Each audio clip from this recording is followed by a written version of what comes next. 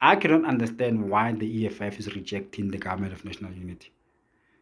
Because the EFF, before there was talk of government of national unity, the EFF was saying that they were open to speak to the ANC and to also work with the DA in a coalition. Because they had previously said that they don't want Ramaphosa to be part of the coalition if they were to enter in a coalition with the ANC. They also changed their mind from that stance, the pre-election stance, into a new stance of the post-election, where they are saying now they will be able, they are willing to work with the ANC even if Ramaphosa is its leader. And they also said that they are also willing to work with the DA in a coalition. And they also said that they were also open to taking ministerial positions, which means now they are ready to no longer play opposition, but also really benefit and eat from this system. So that's why I'm saying I don't understand why all of a sudden they oppose a government of national unity, which is going to involve the same political parties which the EFF was open to work with in a coalition. So it doesn't make any sense. I mean, I'm asking myself, what does Julius Malema and EFF think that, what kind of intelligence do they think that we have? So that's an insult to our intelligence. If you're saying that, if you said that I'm willing to work in a coalition with the ANC, even if Ramaphosa is the president, and also a coalition that involves the DA, and Ramaphosa say, okay, let's form a government of national unity, where it is the ANC and the DA, you say you don't want to be part of the government of national unity, even though the same parties which are going to form this government of national unity are the same parties which you were open to work with in a coalition. That's why I say I don't understand what EFF is. EFF is giving mixed signals. You see? So I've been trying to figure out what led to the change. The change of, obviously they had a stance in terms of saying they're not going to work with the ANC if Ramaphosa is the president, and then now they say they're open to work with him, and they were saying they're open to work with the ANC with the DA. Now they changed that they don't want to be part of a government of national unity, which involves the ANC and the DA. So I've been trying to think what would have led to this change, and I've come to a conclusion. And my conclusion is that the EFF has always been on the side of the establishment. And the establishment meaning the system, the Afrikaner and European system that controls South Africa and South Africa's economy. They've always been on their side. And I'm going to prove it to you. When the establishment of the Afrikaners and other Europeans wanted to destroy Jacob Zuma's reputation because Jacob Zuma was no longer playing ball and he wanted radical economic transformation, and they started using the media to destroy and assassinate Jacob Zuma's character so that the people may turn against him. Who was there to help the media in terms of assassinating the character of Jacob Zuma? It was the EFF. Remember how they used to shout the Zuptas? Remember how they used to call Jacob Zuma Babaka Tutuzani in Parliament? Remember how they took Pravin Gordhan's side and I said Jacob Zuma was lying because he was working with the Guptas. Remember that? And that was the EFF taking the side of the establishment. That was the EFF taking the side of the Afrikaner and European system. That means they were helping the system achieve its goals. And let's go to 2016 after the local elections. After the 2016 local elections, the establishment, meaning the Afrikaners and other Europeans in South Africa, wanted the ANC to lose important metros like Johannesburg, Tshwane, and Nelson Mandela Bay.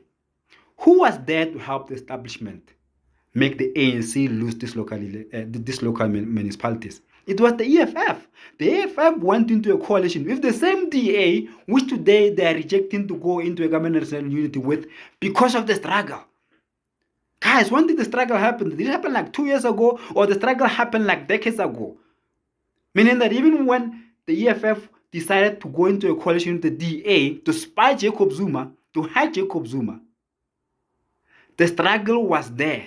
And they chose to work with the DA, which is a vehicle of the establishment, a vehicle of Afrikaner and European interest in South Africa. They were open to work with it. They took the side of the establishment. And now, let's bring it to the current. In the current, the IEC, I don't know whether it's the IEC CEO or the IEC chairman, said that they were releasing the election results even though they were disputed because of the markets. And the market is a branch of the establishment, meaning that these disputed election results needed to be legitimized by having their result released and accepted by certain players in the political system of South Africa so that they may be accepted as free and fair. And then who has accepted these elections as free and fair? It is the EFF. So you're seeing that the EFF has always been on the side of the establishment of this Afrikaner and other European system, of this white supremacy system, which wants to do nothing but dominate black people.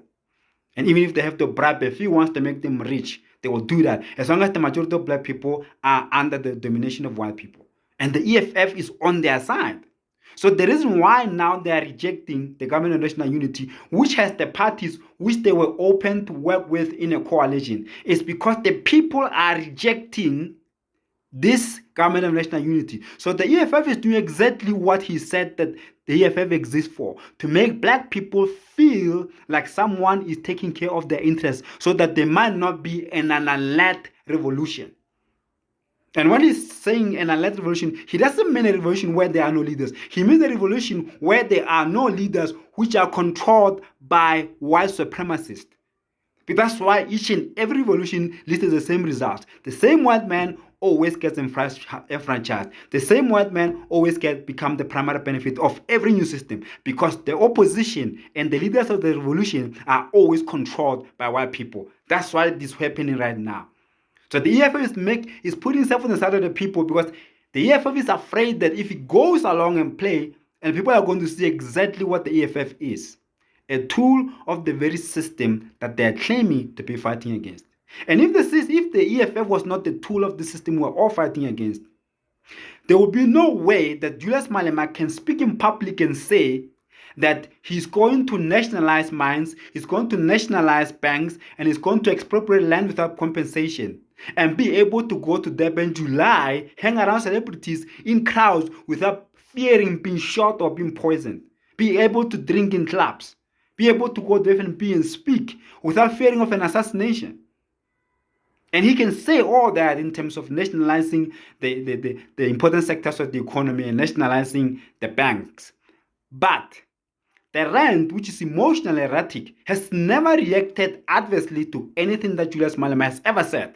Even though everything that Julius Malema is saying threatens to overthrow white man's power, but the white man's system never reacts to what he's saying. In fact, they always are willing to put all kinds of microphones in front of him for him to speak.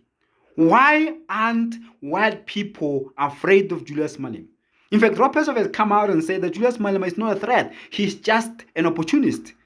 MK and Jacob Zuma are the real threat, because they know that MK and Jacob Zuma are going to do exactly what they say they're going to do.